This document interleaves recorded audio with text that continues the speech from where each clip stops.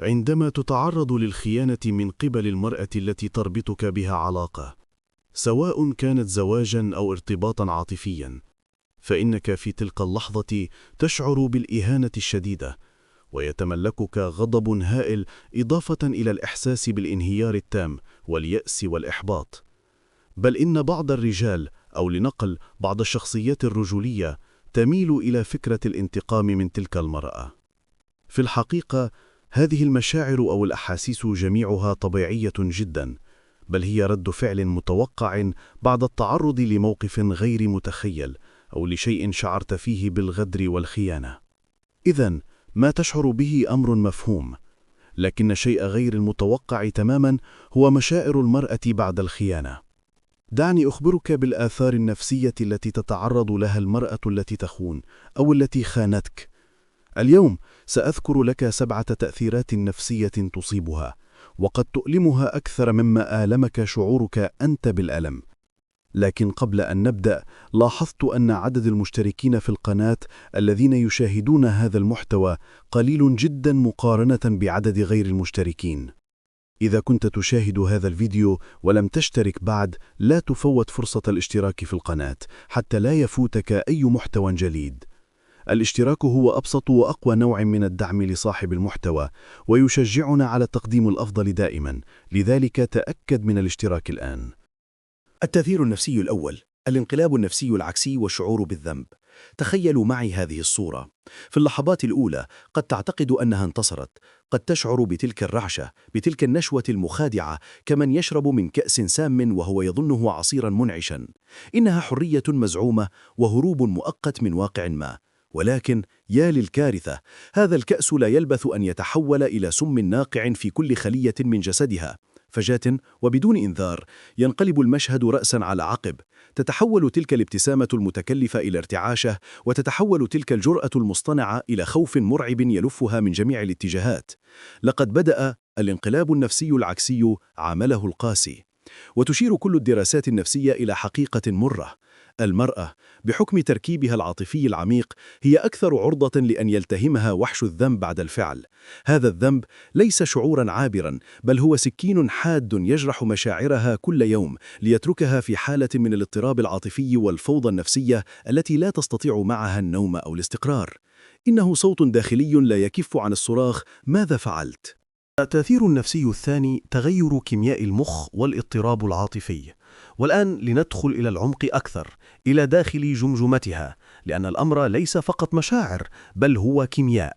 عندما تشرع المرأة في علاقة سرية يخدع دماغها، يبدأ في إفراز كميات غزيرة من هرمونات مثل الدوبامين، هرمون المكافأة والمتعة، مما يعطيها ذلك الإحساس المؤقت بالسعادة والانتعاش. لكن ككل خدعة لها نهاية مأساوية. بعد انتهاء لقاء الخيانة، ما إن تغلق الباب حتى ينهار هذا العالم الهرموني المصطنع انهياراً مدوياً.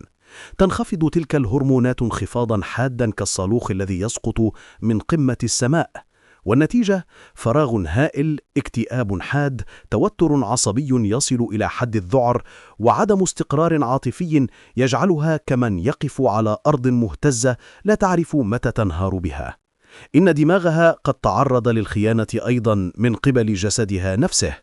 التأثير النفسي الثالث: الشك وعدم الأمان وعدم القدرة على بناء علاقات مستقبلية. وهنا تأتي الكارثة طويلة المدى. الخيانة لا تدمر حاضرها فقط، بل تفجر قنابل موقوتة في مستقبلها كله.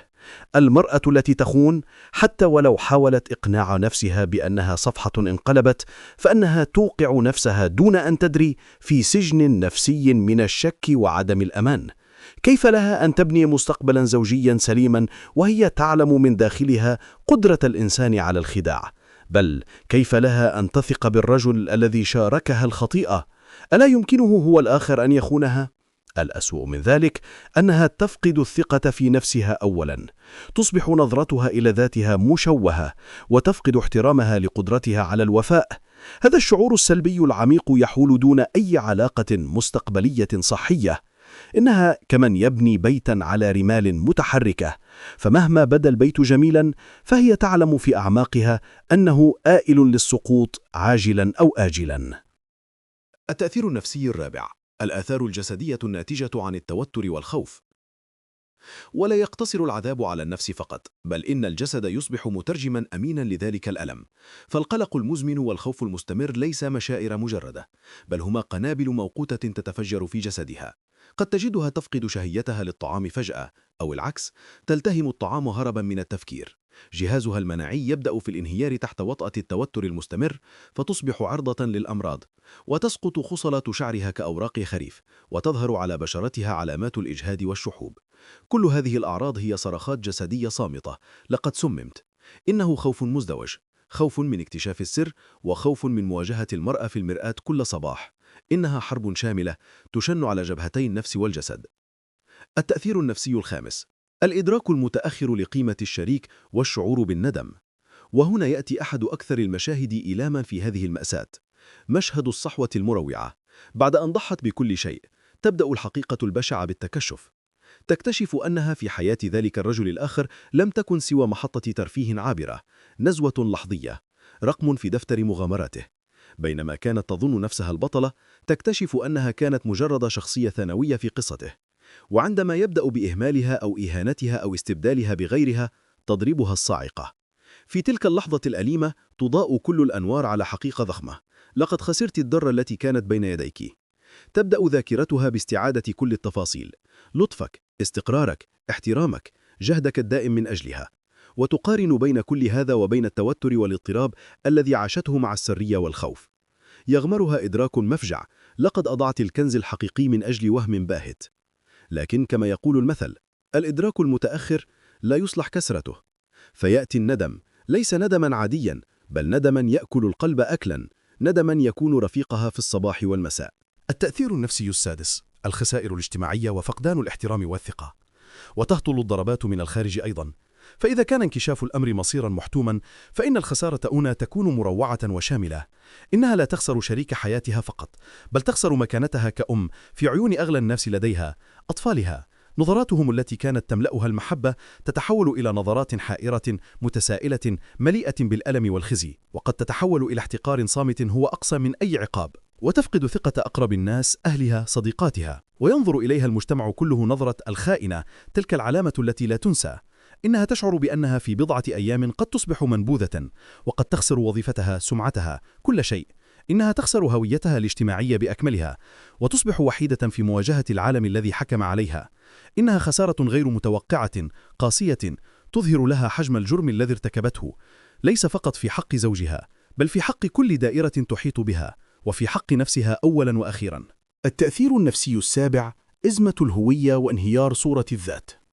ونصل إلى النقطة الأكثر عمقا وخطورة، نقطة الانهيار الوجودي.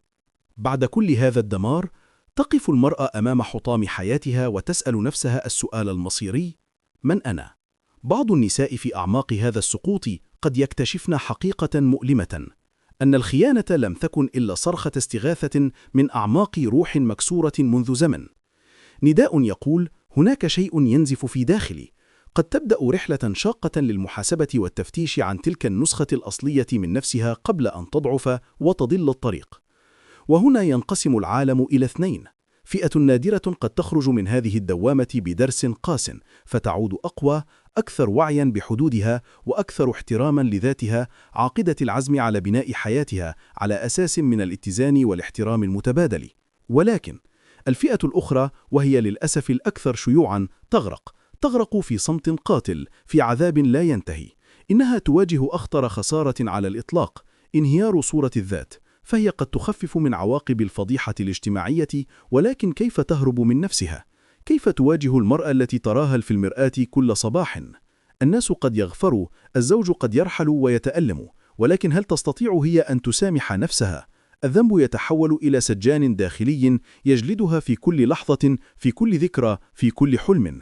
إنه عقاب أبدي من الداخل، أقسى ب1000 مرة من أي نظرة إدانة من الخارج. حين تفقد المرأة احترامها لذاتها، تكون قد خسرت معركتها مع الحياة إلى الأبد. أصدقائي، بعد هذه الرحلة الثقيلة داخل نفس المرأة، السؤال الذي يفرض نفسه: هل كل هذا الألم يجعل الخيانة خطأ مغفورا؟ هل الندم الحقيقي يمحو الأثر؟ أم أن الخيانة تظل خطاً أحمر لا يمكن تجاوزه بغض النظر عن حجم المعاناة اللاحقة؟ أنا أريد أن أسمع رأيك أنت. هل تعتقد أن المجتمع يكون قاسياً بشكل مضاعف على المرأة الخائنة مقارنة بالرجل؟ هل من الممكن أن تكون هذه العواقب المهولة نفسها رادعاً كافياً لأي شخص يفكر في هذه الخطوة؟ اكتب لي في التعليقات.